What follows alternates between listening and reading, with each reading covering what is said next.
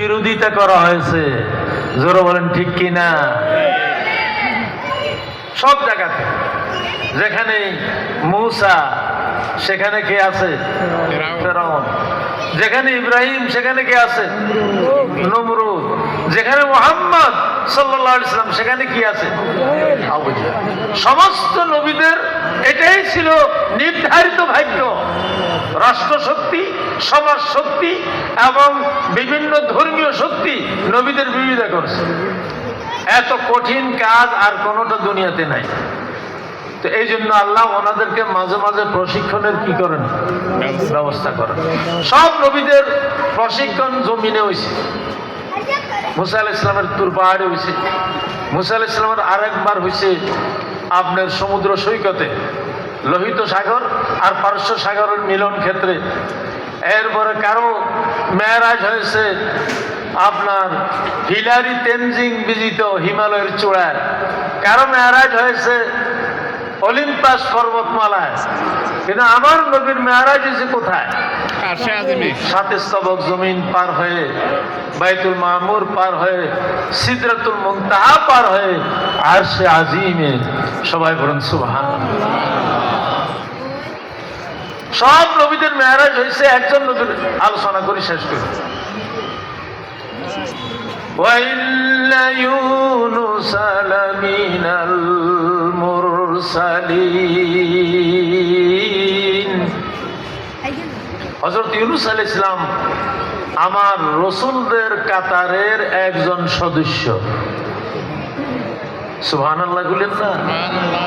কারণ তার জাতির লোকেরা তাকে নবী হিসেবে অস্বীকার করেছে, প্রত্যাখ্যান করেছে।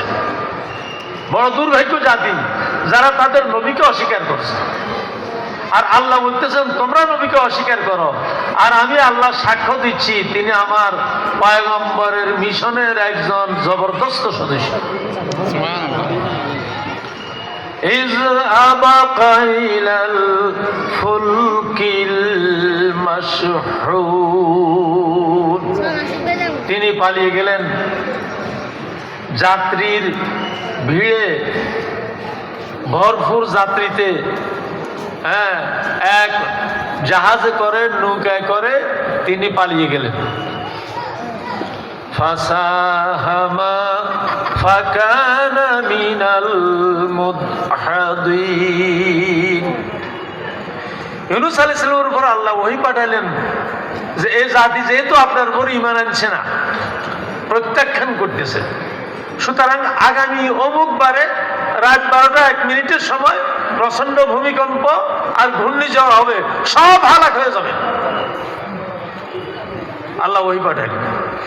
সেদিন যখন কোন আসলো, ইউনুস আলাইহিস সালাম চিন্তা করলেন আল্লাহর আযাব তো আসবে, তো আমি এখানে থাকবো কি করে? এই জন্য ইউনুস আলাইহিস সালাম তার 2-4 জন যারা ছিল এদেরকে নিয়ে সন্ধ্যাবেলায় পার হয়ে গেলেন। এখন যখন লোকেরা দেখলো যে আকাশে মেঘের গর্জন শোনা যাচ্ছে, ভূমিকম্প শুরু হয়ে গেছে এবং আকাশে বাতাস চক্কর খাইতেছে, তারা বুঝতে পারল যে ইউনুস আলাইহিস সালাম যে সংবাদ দিয়েছেন এটা সত্য, তিনি সত্য নবী। এই জন্য তারা তওবাতিল্লাহ করার জন্য তার বাড়িতে গেলেন। দেখলেন যে তালা বন্ধ, কেউ নাই। তারা তাদের সমস্ত আবাল বৃদ্ধ বনিতা, গরু ছাগল বেড়া দুম্বা যা ছিল সব নিয়ে ময়দানে এসে আল্লাহর দরবারে আহাজারি করতে শুরু করলো, তওবা শুরু করতে লাগলো। বাচ্চাদের কান্না দেখে, পশুদের সে আওয়াজ শুনে, মানুষের চোখের পানি দেখে আল্লাহ সিদ্ধান্ত পরিবর্তন করলেন। আল্লাহ তাদের তওবা কবুল করে নিলেন, কিন্তু নবী তো নাই। এখন আল্লাহ তাকে কেন সেখানে পাকড়াও করলেন?